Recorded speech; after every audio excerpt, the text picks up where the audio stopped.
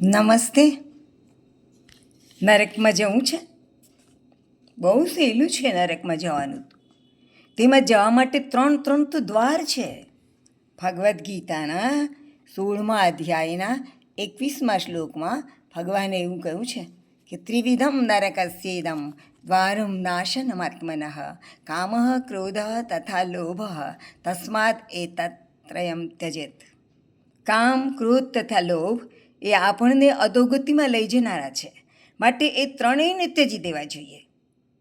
કોઈ રૂપકડી વસ્તુ જોઈ અને તે લેવાનો લોભ થયો એટલે કોઈને ખબર ન પડે એમ લઈને તમે ખિસ્સામાં નાખી, એ ચોરી કહેવાય. એટલે કે આ લોભ છે ને તે ચોરી શીખવે છે. પછી હિંમત આવી જાય એટલે માણસ મોટી મોટી ચોરીઓ કરવા લાગે.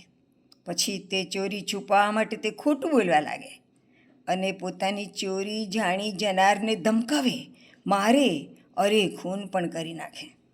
વિવેક ભ્રષ્ટાનામ ભવતી વિનિપાત શતમુખ. જરાક ચૂકો તો પછી મોટો વિનિપાત થાય, શતમુખ વિનિપાત થાય, 100 પ્રકારનો વિનિપાત થાય. ચૂકો એટલે પત્યું. તો કામ પણ ભયંકર છે. તે તો માણસને હેવાન બનાવી દે છે.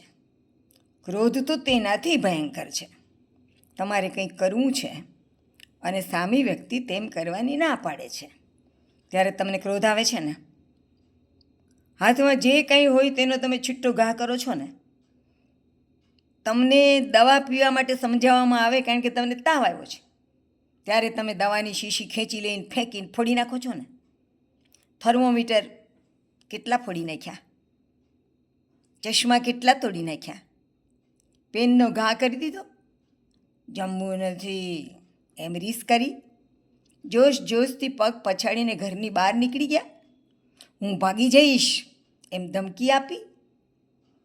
બધો ક્રોધ પોતાની ઉપર ઉતારીને તમે ભીત સાથે માથું પછાડ્યું ને.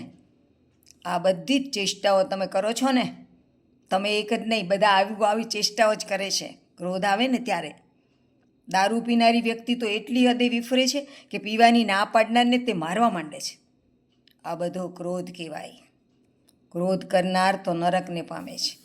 પણ તમે જેની સામે ક્રોધ કર્યો એને કેટલું દુઃખ થયું તેનો તમે હિસાબ રાખ્યો છે?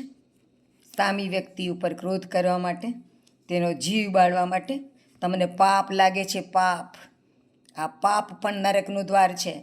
તમે ઊંચા કુટુંબમાં જન્મ્યા, ઘણું બધું ભણ્યા, 5 માણસમાં હવે તમે પૂછાવ છો. આ બધી તમારી આરૂઢતા છે. આરૂઢતા એટલે કે તમે ઊંચે સ્થાને આરૂઢ થયા છો. પણ આવો ક્રોધ કરીને તમે ભગવાનને મતે આરૂઢચ્યુત બનો છો. આરૂઢચ્યુત બનવા માટે ભગવાન તમને બહુ મોટી સજા કરશે. તમે આખી ગીતા પાકી ના કરો તો ચાલશે, પણ આ એક શ્લોક બરોબર સમજી લો તો બેડો પાર, નહીતર સીધા નરકમાં. ત્રિવિધમ નરકસ્યેદમ દ્વારમ નાશનમાત્મનઃ કામ ક્રોધ તથા લોભ તસ્માત એતત ત્રયમ ત્યજેત. ડાયો માણસ આત્માની ઉન્નતિ પામવાનો પ્રયત્ન કરે છે અને મૂર્ખો માણસ આત્માની અધોગતિ પામે છે. તમારી ઉન્નતિ પામવી છે તો પ્રતિજ્ઞા કરો કે હવેથી હું ક્રોધ નહીં કરું. સારું. જય શ્રી કૃષ્ણ.